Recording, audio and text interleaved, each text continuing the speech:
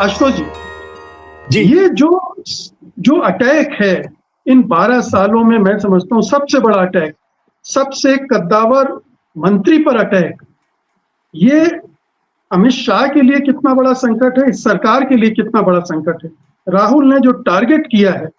क्या सोचकर आपको लगता है कि ये टारगेट किया? देखिए मुकेश जी, ये दरअसल ये पूरा का पूरा जो संकट है, इसके दो बड़े अच्छे उदाहरण मैं आपको दे सकता हूं। एक, जब देश का प्रधानमंत्री रात को 12 बजे उठ के अगर वो इंस्टाग्राम के लिए अगर वो वीडियो बनाने लगे, रील बनाने लगे, तो समझ लीजिए कि प्रधानमंत्री जी कंफ्यूज्ड भी हैं और बुरी तरीके से डिफेंसिव भी हैं और प्रधानमंत्री जी घबराए हुए भी हैं। वो पहला सिग्नल था जिससे ये लगा मुझे कम से कम कि एक दिन नहीं 2 दिन, और फ्रेम भी ठीक नहीं बन पा रहा था। जो प्रधानमंत्री इतने इतने अलर्ट रहते हैं कि हर एंगल सही होना चाहिए, वो एंगल भी सही नहीं था जिस तरीके से वीडियो बन रहा था। तो पहला संकेत था, मुझे लगा कि वाकई में प्रधानमंत्री जी 12 साल में पहली बार टेंशन में आए। दूसरी बात, जब से ये पायलट गन का सवाल खड़ा हुआ उसके बाद आपने सुना अमित शाह ने कोई एक भी बयान दिया है? आप संसद में डिबेट हो रही है, Bharatiya Janata party Tom Tom कर रही है कि हम तो बहुत भारी रिफॉर्म लेकर आ रहे हैं, और हकीकत यह है कि देश के गृह मंत्री और देश के प्रधानमंत्री दोनों ही संसद में रहने के बावजूद भी संसद के सदन के अंदर दिखाई नहीं पड़ रहे, क्योंकि वो फेस नहीं कर सकते।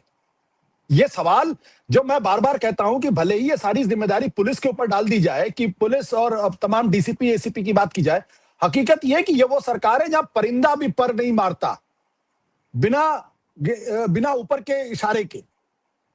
तो बिना ऊपर के इशारे पर अगर परिंदा भी पर नहीं मानता, तो ये जो पैलेट गन चली है, इसकी अकाउंटेबिलिटी तो कहीं ना कहीं गृह मंत्री साहब की होनी चाहिए। और चूंकि वो जानते हैं सच्चाई को, इसलिए वो सदन को फेस नहीं कर रहे हैं, ना किसी तरीके का कोई बयान दे रहे हैं। हम आप अच्छी तरीके से जानते हैं, सारे लोग जो है वरिष्ठ पत्रकार हैं, हिंदुस्तान की जो पॉलिटिक जो पुलिस है, ये पूरी तरीके से कॉम्प्रोमाइज हो चुकी है, पूरी तरीके से पॉलिटिसाइज हो चुकी है। ये चाहे अमित शाह हो, चाहे मुलायम सिंह यादव हो, चाहे वो सुशील कुमार शिंदे हो, टॉप के ऑफिसर्स को ये पता है कि भैया इनको अपने साथ रखो, इनके हाँ में हाँ मिलाते रहो, जो कहें करते रहो, तो आपका करियर अच्छा रहेगा। डीजीपी के बाद आप गवर्नर भी बन सकते हैं, लेफ्टिनेंट गवर्नर भी बन सकते हैं, और आपको हाई कमीशन में भी भेजा जा सकता। तो इसलिए मैं ये मानने के लिए तैयार नहीं हूं कि इतना बड़ा क्रैकडाउन हुआ और उसके बाद दिल्ली के पुलिस कमिश्नर इसी तरह से बनाए गए, दिल्ली के नए पुलिस। जी, और एक बात और बता दो मुकेश जी, कि जो दिल्ली के नए पुलिस कमिश्नर हैं, पुराने वाले को क्यों अंतिम समय बदला गया, गोलचा को क्यों अंतिम समय बदला गया, और उनकी जगह आईबी में रहने वाले 20 साल